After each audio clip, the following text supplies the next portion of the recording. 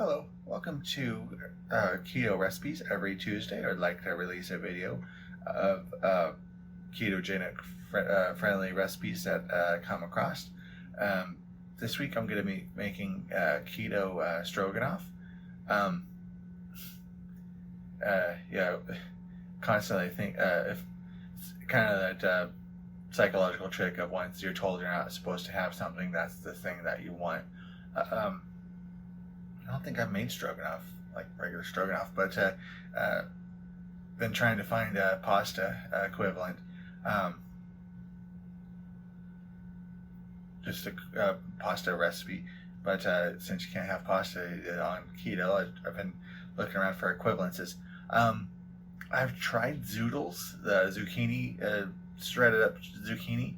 I wasn't really crazy about that. Not that I dislike zucchini, it's just shredded up zucchini isn't pasta. It's not a good equivalence. If you like it, that's good for you. Heck, if you have a zoodle recipe that you would like me to try, go ahead and try it. Share it below, but it's just not a good replacement for pasta. So what I decided to do instead is try this spaghetti squash. I had spaghetti squash a couple months ago, and I thought it was pretty good. It's kind of funny. Super Bowl coming up in a couple weeks, and a spaghetti squash. It's a good vegan football. That's just sorry, jokes came up. But anyway, it's making spaghetti squash keto stroganoff. So let's go ahead and get started. Here's all what's in it. Not a whole lot. It's all in there. 2 tablespoons of olive oil.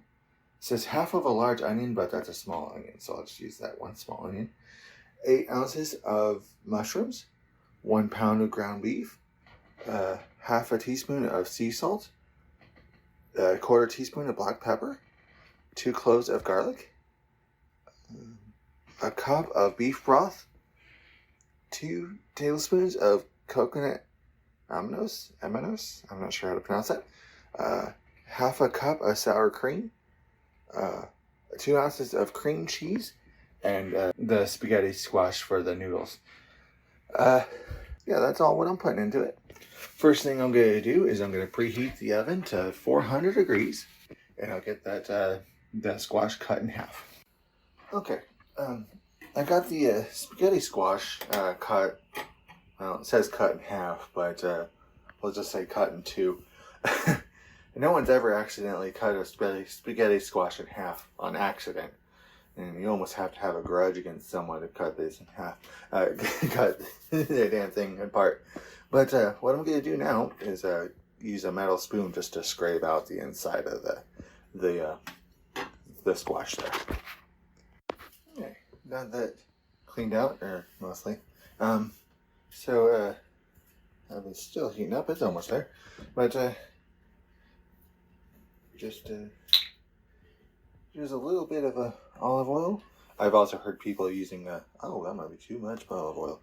But I've also heard people using butter, and I bet butter's pretty good in there. So I'm going to use a little bit of salt. Again, probably way too much salt. But salt's good for you, right, keto people? Anyway, and whoa, pepper. Jesus, everything's just flowing like crazy.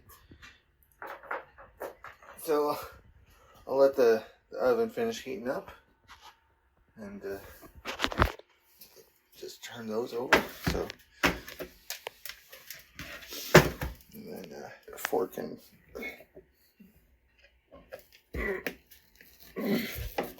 poke through. You can use 2 hands to do that, but I'll leave holes in the top of that. Oven got up to 400 degrees, and now I'm going to put that in the oven, and I'll let those bake for 35 minutes. Okay, they're finished baking, so I'll go ahead and let those cool off while I'll get the rest of the stuff done. So I got the olive oil heating over medium heat, so I'll add in the onions. in the mushrooms.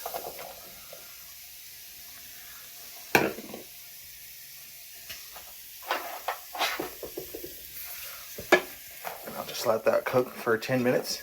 Just kind of sauteing them as they cook for 10 minutes.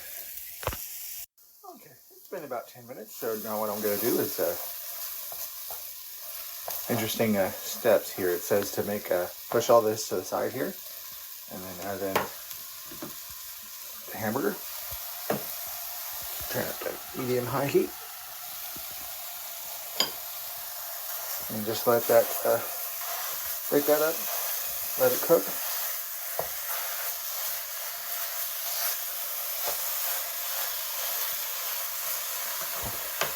And season with salt and pepper.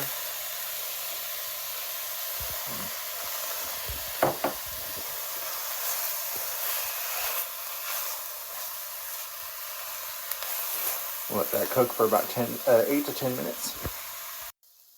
Okay, looks like the hamburger's about done cooking, so just to make a well here in the middle, add in the garlic.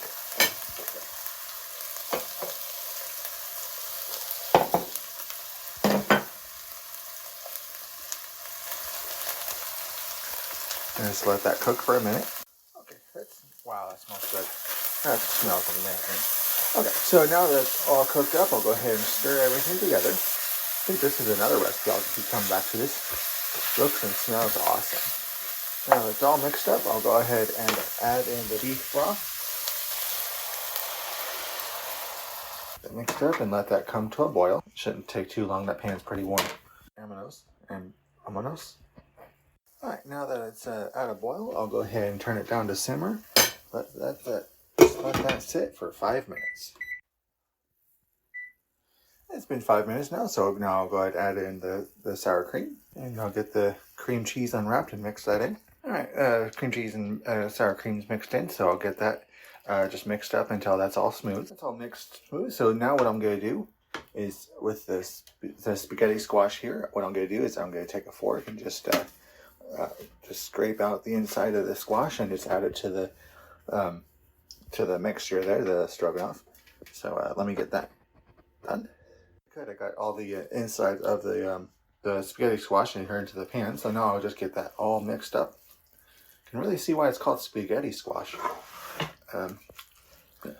So, ooh, that looks really good.